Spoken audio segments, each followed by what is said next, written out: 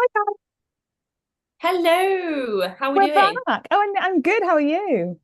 I'm very good, thank you. We've got a very important topic to talk about today, haven't And we? not at all controversial. Not at all controversial. No, we are talking about But it's punishment in dog training. it's Uh, so divisive that we've actually got a plan of what we're going to talk about today, which yeah, is officially the first time we've written down like how we're going to do this. Normally, we're going to talk about should we just? reinforcement and go.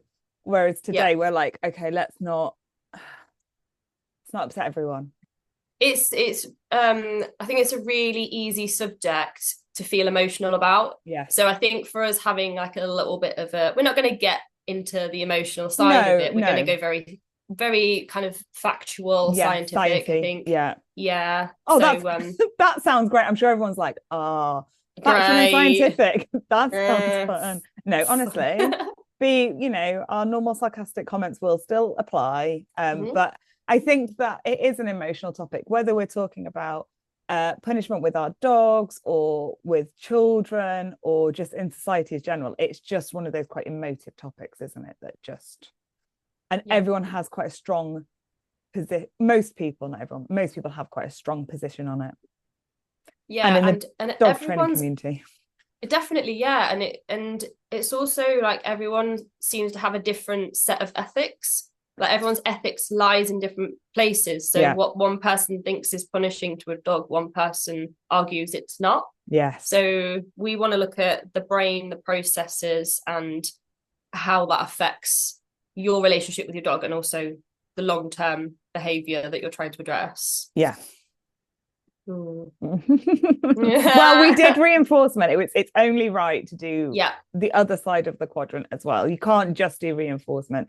And as trainers, you can't sit only in positive reinforcement and say, I never use any other quadrant, like Mm. because that is just not true. It just in life general, that doesn't happen. So let's start off with a real fun like definition of punishment. Mm-hmm. So the way I define punishment is that it's anything that reduces a behavior. So whereas reinforcement, we're looking for an increase in behavior. When we're talking about punishment, we're talking from a scientific point of view, it's about the not seeing as much of that behavior in the future. So we're reducing the Mm. frequency of behavior rather than the kind of the societal thought of punishment as being something that's just Yeah. negative. Yeah. Yeah. And then, just as we have with reinforcement, we have positive punishment, where positive means adding something. So, generally, adding something aversive or negative to a situation to reduce behavior. Or we have negative punishment, where we're taking away something aversive to reduce behavior.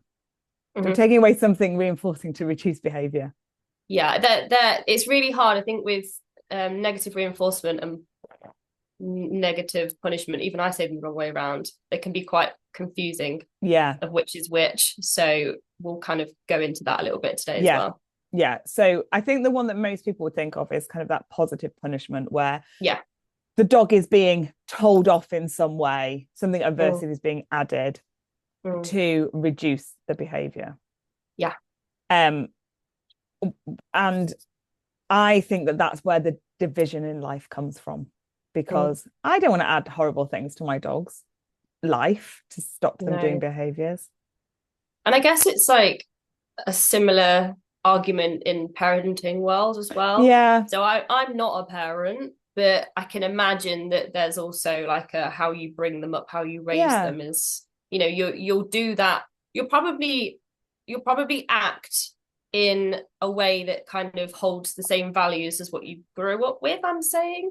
So I Yeah. think maybe if you've been treated a certain way growing up, that you might instill some of that in the way that you act around your children or dogs potentially. Yeah, So it's potentially. Or you go the other way mm, because you were yeah, brought up in a way that you hated and you go, mm-hmm, actually, I want to do things the differently. opposite. Yeah. Yeah. And I also think I'm a child of the Mm. 80s. Like how we were brought up Mm. is very different to how the expectation of how you bring your children up now is. Yeah. Smacking was pretty normal in my life in the 80s. Yeah. I was not a particularly well-behaved child. But I would never think of doing that now to Al. No.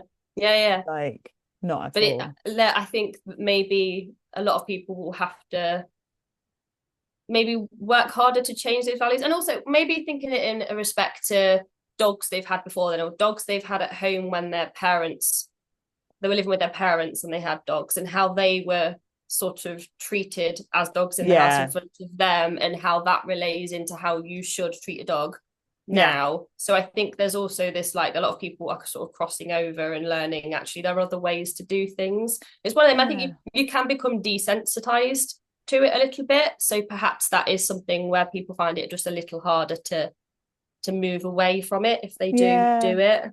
I think when I had my first dog in the 90s, beautiful golden retriever, really gentle soul, didn't really need any training. She was one of those dogs that was just, but she went to classes and she was on a choke chain, because in the 90s that's how you trained a dog. And she never learned. She would always put on her choke chain. I remember her fur like coming out and having a graze on her neck, and she was taught to lay down by having her legs knocked out, and she would never lay down on cue ever in her whole life. She never did it because she found it aversive, because she was so gentle. And like, you know, now I look back and think, oh my God, that was horrific.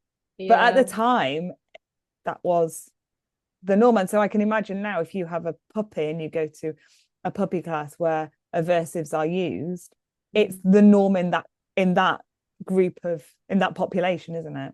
And you only know what you know.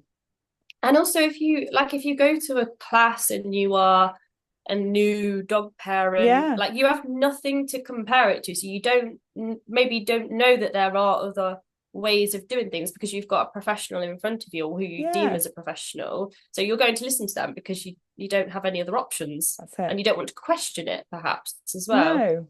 And if everyone's doing it and you're the one that's not the odd one out as such, but the one that's thinking, this doesn't feel right, it's hard to say in that environment, isn't it? Oh, I feel a bit uncomfortable about this.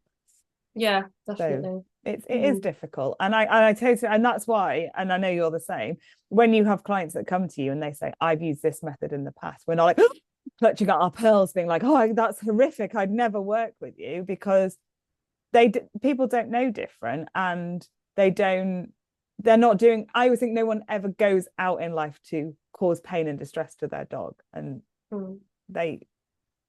they've gone down a path, and they've, like you say, they've been taught by a professional, and they thought they were doing the right thing. And it may be that it works, and they see an absence of that behavior. And then something we'll talk about later is the fact that you get these other behaviors come through, or you have a dog that kind of shuts down, and then that's when we get approached, because there are other things going on and they haven't realized there's a connection to what they've been doing. So they're like, yeah, we did this and it worked, it was really good, it helped us with this behavior, but now we're seeing A, B, C, D and E, and we don't know how to deal with it, and it's not working using the same thing. Absolutely. So I remember when I was at uni, and we spent a lot of time on the quadrants and how to use each one, and a lot of what we were taught about positive punishment, so adding something aversive to a situation, is sometimes that the dogs will just get used to it. They'll get used to a certain level of something. So if you're using an e-collar, for example, they'll get used to having shocks or stims at level 3, and then you go to level 4, and then when they acclimatize to that, you go higher and higher and higher, because the dog kind of goes, I'm used to it now, it doesn't hurt as much, it doesn't bother me. Or that the reinforcement of getting to something, the reinforcement of getting to a sheep is greater than the punishment is, and so you just keep escalating the punishment. Whereas with punishment, that's really dangerous. With positive reinforcement, you can add more reinforcers and it's not a problem. So it's looking at it as well from a moral point of view, is how high can you take that punishment before it really becomes detrimental. A little buzz on an e-collar is probably not that detrimental to a dog, but a really high one really is. And it's where, how do you know where that line is drawn? Depending on the breed of dog, depending on the makeup of temperament of that dog. There's so many variables with punishment where the fallout can be at a different point on each individual dog. Yeah. You know, you get some dogs and they're not even going to really feel the really low level stuff, but the high level stuff is really detrimental. I think so it doesn't even need to be a pain thing. It can be a fear thing too. So if you shout at your dog a lot, like, it's going to be like a fear inducing thing for them. But if you shout from day dot, they're going to just get a bit desensitized to your shouting. It's just noise to them. So it isn't going to be effective. And B, it's just going to be a bit like your dog at some point is just going to retaliate. At some point, they're going to get to a point, and you don't necessarily know where that point's going to be. Yeah. And that's where it's really difficult. With reinforcement, it's a little bit more obvious. A reinforcer works or it doesn't. It's either reinforcing or it isn't. And it might be that it isn't reinforcing enough for that situation, but you just find something else. So it's interesting. I think the biggest fallout comes when the dog doesn't know what's coming. Am I going to get praised for this, or am I going to get punished for this? And that's where and that's in a lot of ways is really problematic, because that is living in a really unpredictable world, and that's terrifying. And I'd say this is one of the biggest issues with general public trying to use punishment-based methods with bad timing. Yes. So that's where, like, a prime example is when you've got a dog that is reactive to other dogs or people, and they're trying to stop the dog from doing whatever behavior it is, lunging or barking, and they're using it around other dogs and people. So what they're doing is they're trying to get rid of the lunging and barking, but what they're actually doing is pairing pain with seeing the thing that's already a trigger. So they increase the problem tenfold, but what they might do is suppress the reactions a little bit. So it's such a dangerous thing to use. I can't remember which program it was on, and I probably wouldn't name it even if I could, but there was you won't be able to see this on the podcast, but inverted commas, a dog training TV program, and it said, like, you know, like a disclaimer saying do not use these practices on your dog. And I was like, you wouldn't have that on a positive reinforcement one. You could throw treats at your dogs all day long. You might get it wrong, but nothing bad will happen. You can't just overfeeding your dog. Make it. Exactly. That's it. And I always thought that was really stark on when I saw it. I was like, why would you put a TV program on for dog training that you couldn't do at home? What's the point? What's that all about? It's really difficult. But at the same time, you and I probably use negative punishment on a day-to-day basis. Something like a dog jumping up at us. I went to see a really bouncy dog this morning, loves people, loves attention, but it's got just springs in its back legs. And as soon as they start jumping up, I just turn my back and I'm just waiting, especially when I don't know the dog particularly. I don't know if they've got any dietary issues that I need to be careful of with treats. And that's taking away the attention that they crave to try and reduce the jumping up behavior. So and that's quite common. That's extinguishing, isn't it? So you're trying to extinguish it by not giving them the thing that they find reinforcing. So even if it's like, so this is another thing, it depends what the dog is finding reinforcing. So you could get all the treats out in the world and be feeding the dog, but actually what they're finding reinforcing is the jumping up and the reaction from you, or the eye contact, or the body touches, or the conversation. No, get down, stop it.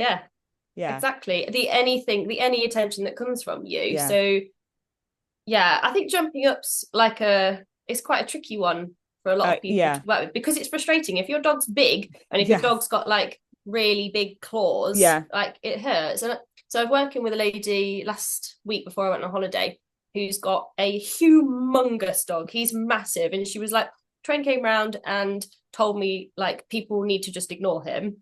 And she was like, we can't. No, because he knocks people over. He's huge. And I'm like, okay, so we want to work on something that works for you. If you've got a teeny tiny dog, that's fine. It doesn't take long. Or a puppy that you don't want to create behavior pattern in, fine. But you can shape other behaviors. So is it, what do you want him to do instead? Do you want him to go to a mat when people come in? We can teach that. That helps. Give him some like physical boundaries that he can work on. That's a positive reinforcement that we can do. Is it feet on the floor, treats on the floor, feet on the floor? Is it fuss him as soon as he comes up? Like come down to his level. It's finding the balance, isn't it? I always say whenever we start to ignore a behavior that we don't want to see in the future, we have to give the dog reinforcement for what we want them to do instead. You can't just ignore the behavior and be like, that's it, done. If you just I worked with a Newfoundland who jumped up, like he weighed more than me. There's I couldn't ignore him because he was literally on my back. So you have to then find the balance of, okay, if you do X, I will give you something you find reinforcing. And for him, it was, their house was small. So it was, having him on a mat, because he took up so much space, so much space. We were just like, we just worked on 4 paws on the floor, but we had to get him past that initial excitement first. So you have to pair it. You have to give them a way to get, if it's fuss and attention that they want, they have to have a behavior that's going to get them that reward that isn't having their paws on your shoulder. Yeah, that's it. And then you may end up using, probably will end up using quite a few different parts of the quadrant in one skill. Or in one training session, because you might have to lead walk a dog in to greet visitors, and that might be quite aversive for your dog because you're not letting them go forward. So the thing they want is to see the person, and you're withholding that from them. So, and then you might let them off, and then you might feed them for sitting or something. So you cross the boundary quite a lot with it.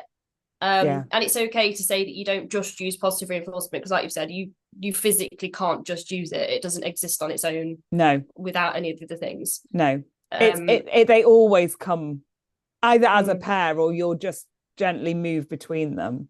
It's just knowing what's going to work best in that particular situation for that individual dog, and that's where the art of dog training comes over the science, because the science would say ask the dog to sit, feed it a treat, ignore the jumping up, but it is never if it's never that simple.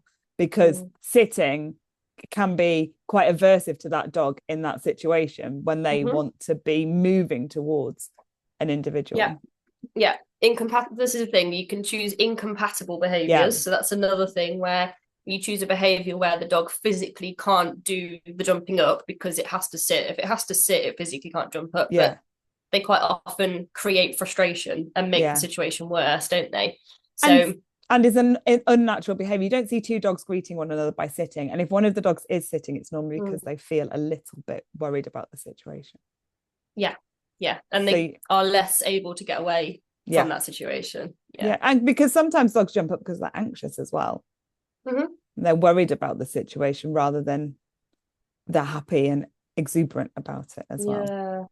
And it's then how that person interacts with them. So I know I'm using jumping up with visitors as an example. It's just a really easy one to use, isn't it? Because it's a good one to use for all of the quadrants as well. So then if if your dog is actually anxious and you thought they were excited by visitors, and they usually respond, especially a young adolescent dog, by jumping and like trying to lick faces or like quite intensely get in their faces, and then you ask them to sit, and then you invite the person over to their space, that's so much more like stressful and aversive for your dog, because they're probably asking for space by doing the jumping and licking, but you thought probably naturally so that they're excited. So it's not reinforcing, it's not positive reinforcement for that person coming in and saying hello. You're actually it's more punishing for your dog for them to come in, and they're sitting so they can't get away. So then that stress of visitors coming repeats itself again. So you really have to know your dog, don't you? You do, and you have to look at the wider context as well. And then if you have a trainer come in who prefers to use more aversive tools, and then you've got this adolescent dog jumping up trying to lick the owner's face, and then they're saying either push them down, like physically push them down, or knee them in the chest, or here, pop this shock collar on them and use this every time they jump up. You're adding so much more anxiety into a situation the dog is already finding really anxiety inducing. Exactly, yeah. And then you get a fear response, and then you get biting, and it escalates really quickly.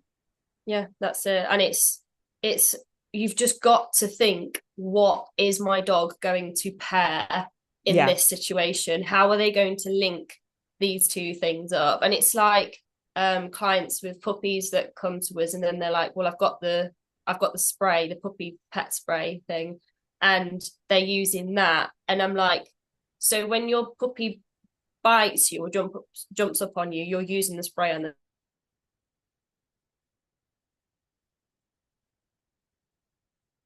Associating, do you think they're associating biting with that spray, or do you think they're associating coming near your hands or having their hands near you with that spray? And you're becoming quite unpredictable, because sometimes they can come to you and you'll spray them, and sometimes they'll come to you and you give them a treat. Like you're just destroying that relationship. And then they'll say, it's all right, because when they start biting, I just have to show them the spray and they'll stop. Yeah. And I think that's really interesting, because what has your dog learned? They haven't learned not to bite. They've learned not to bite in the presence of the spray. Yes. It's very different to learning bite inhibition and not to bite and not to mouth. And then you have to then have the spray with you or near you at all times, because they're only going to make that association if they see the spray. Oh, the spray is aversive, I will stop now. But you haven't taught them that bigger picture of, that's not how we engage with one another. Let's do this instead. How about we play like this? And that's been concerning. Yeah, and also relating it to that one person. Like they might bite everybody, they might mouth everybody, but that person specifically, you don't go near them and bite them. And then often you get, well, he doesn't bite the husband because the husband smacks him on the nose or something, you know.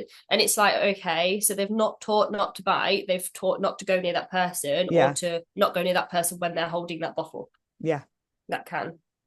So, and it's the same with things like, I always say it's the same with things like prong collars.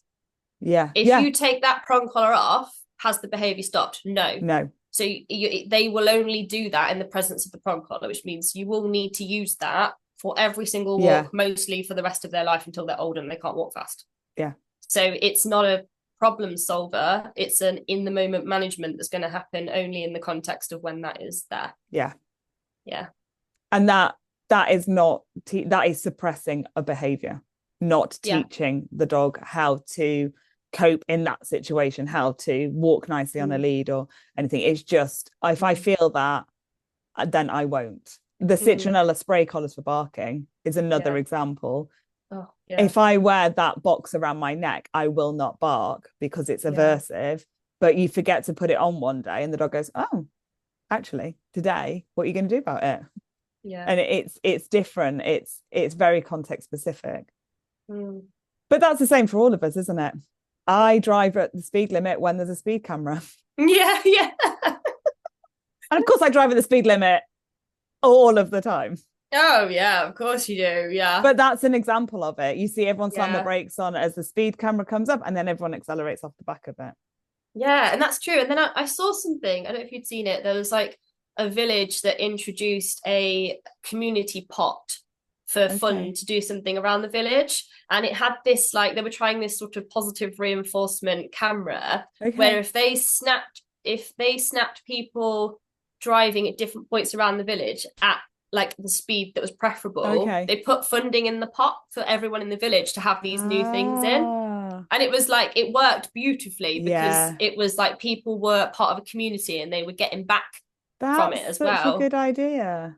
I think it's really cool. And I love thinking of things like that. It's like, how can you get people to want to do things because it's the greater good for them and everybody else? That works so much better than telling them they're not good enough or they're doing things wrong and trying to punish them. And it's you know, and we touched on it earlier about how the adding an aversive can really have a fallout, and it can suppress behaviors that then either come out in different ways, or it kind of suppresses behavior until it doesn't.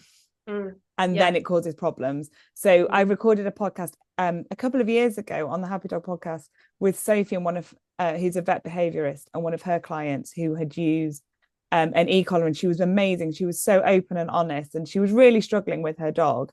And they went to this trainer, and the trainer was like, put this collar on, and I think it was dog to dog aggression, and they were constantly using the shock collar in this session, and the dog was ignoring it. And then the dog redirected onto the owners while the shock collar was on, and it caused problems. And luckily they were like, no, we're not doing this anymore, and got out of the situation as early as possible, got Sophie involved, and it has a happy ending, luckily. But it was just such an example of a trainer being with them using the shock collar, and the fallout was huge in the moment as well. So it is so worrying that you can just go on Amazon and buy one and put it on your dog. It is really worrying, isn't it? And you hear a lot as well, the sentence, the behavior is just so unpredictable. And I've had that quite a lot over the years. The people, they're like, it just comes from nowhere. And it's like, well, the dog has tried to communicate with you at some point. Dogs don't usually just bite out of nowhere. Like, it's not a thing. There's going to be times where they've tried to communicate with somebody. It might not be you, it might be in their past before you had them. And they've been perhaps reprimanded for trying to communicate. So barking and growling is communication. It's they can't do it any other way. They can't say, excuse me, I'm really scared of that dog, so please can we have some space? That is how your dog communicates. So growls are good. They let you know. So don't never ever punish the growl. And respect it. Like, it's like if I came up to you and I was with my friend, and then you were like, your friend's really close, I feel really uncomfortable about it, and I was like, tough, I'm gonna stay here, deal with it, get over it. Some dogs might, desensitize like that. Some dogs do, but for a lot of them, you're not giving them that escape route that they're asking for. They've got to find whatever other way that they've got to let you know that they can't deal with the situation. They've got big feelings. And most dogs, again, will choose flight. They will much rather get away from a situation if they've got the opportunity to. So that's why it's really important to know your dog, read their body language and learn about them, and to provide that space before they feel like they need to intervene in another way or explode. And then they'll use freeze. They'll just stay really still. Yeah. If you're a zebra on the savannah and there's a lion, staying really still is probably your best option. If I just don't move, they might not see me. Yeah. So I'd say in that order, it probably would work with dogs. So it's, if you go flight first, I'll just avoid the situation. I'll go away from it. I'll take myself away. Freeze if I'm not really sure what my options are, or if I can't work that out, or if I can't get away. So if I'm on a lead, or if I'm in a room and I'm cornered and I can't get away, I'm going to probably freeze and lower myself. And then what I'll do next after that, if nothing else works, is I'll have to have a display that says piss off. Essentially. Basically. And that is where everyone goes, my dog's got behavior issues, there's a problem. I think as well that a lot of the really low level stress behaviors are misunderstood by owners and general population. A lot lip licking, yawning, slow blinking, slight head movements, slight body movements. We're not looking for them 24/7 in our dog, because a lot of the time we're not expecting to see them. And so when dogs are kind of they've started growling and barking and lunging and attacking out of the blue, that dog could have had weeks or months of saying, I really don't like it, I feel a bit uncomfortable, please can we move away, but I'm on a lead, so I'm a little bit stuck. Or you keep putting me in a coffee shop and I really don't like it, and I'm struggling. And the dog learns over time that these low level stress behaviors are ineffective. Nobody listens, nobody creates a space, and so then they do have to kind of stiffen, and again might not be noticed if you're in a coffee shop or something like that. And then you get the growling, and that works. The dog goes, okay, cool, got it. A growl, then I'll get listened to. But then some people will go, no, don't growl, that's naughty. And then you suppress that, and then you get the biting out of the blue. And it's and again, it's down to us as professionals to keep educating people about these lower level stress signs. so that the dogs don't have to growl. If they need to, obviously we want them to demonstrate that they feel uncomfortable, but it would be great if we could not necessarily get them to that point. Yeah, and for anyone that is like listening to this and you're sort of thinking, yeah, this has happened with my dog, and they've progressed through those things and they have bitten or they're barking and lunging, then it's not the end. Like, you can come back from that. Totally. You can go the other way, but you've just got to maybe just do a course in body language, like learn about body language, read your dog, buy the doggy language book by Lily Chin, yeah. And just learn. And what we need to do is we need to really keep an eye on our dogs in any environment that we take them in, and if they start to show any of those low level signals, we remove them, or we deal with the situation really early, so your dog goes, oh, you are listening, like, cool, you do know. I just need to do that progress. That's great. Yeah, absolutely. And it is thinking about, instead of reacting in the moment and potentially telling our dogs off or preventing a behavior through using any aversives. And I'm not talking about shock collars in the moment, just a tap on the nose or a stern word or a yank on the lead. It's about thinking, okay, in this situation next time, how can I set this up better? What training can I incorporate now to avoid needing to use any aversives? You know, can I not put them in the corner of the coffee shop with everyone walking past and they feel really trapped? Is there a seat that's a bit more open that they feel a bit more relaxed in? Or can I choose a walking route where it's not narrow paths, it's a bit more open and I've got more space? It's thinking longer term, isn't it, rather than just reacting in the minute. And it's manage the environment before you try and manage the dog. Totally. Always.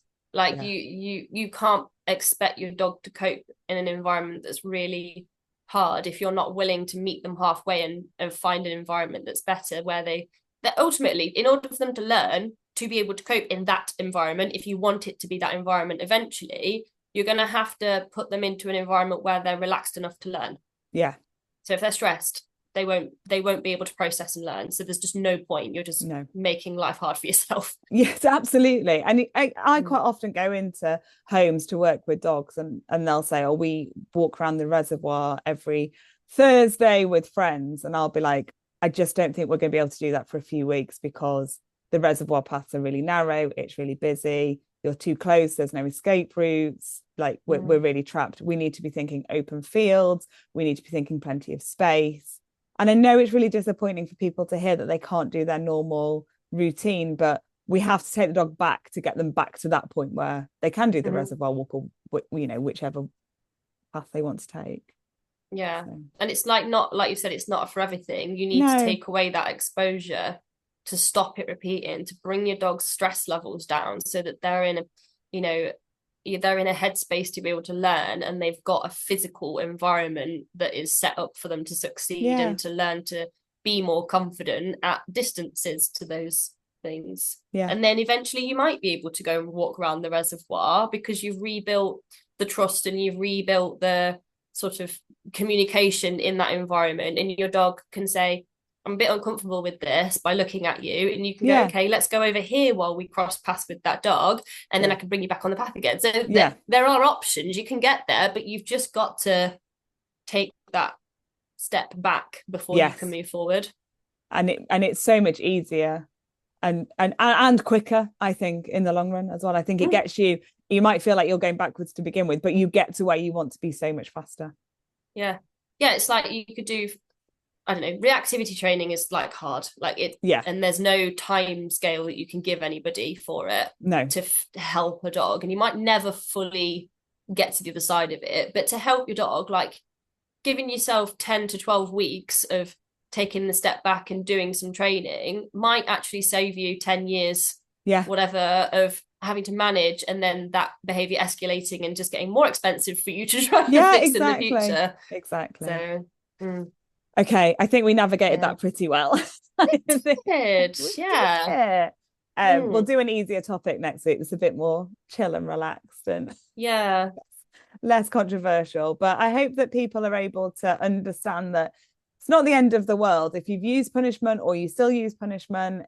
And that we do use some form of punishment kind of daily with our dogs, whether we knew it was part of the quadrant or not. But it's about just taking that step back, having a little bit of planning, a little bit of like a training toolkit where you've got lots of different things that you can use that you can then kind of move forwards with. Yeah, definitely. And I think it's thinking about what you want. What do you want, rather than, it's not, don't think about the negatives. Don't think about I want to stop them doing this. Yes, I'd rather they did this instead.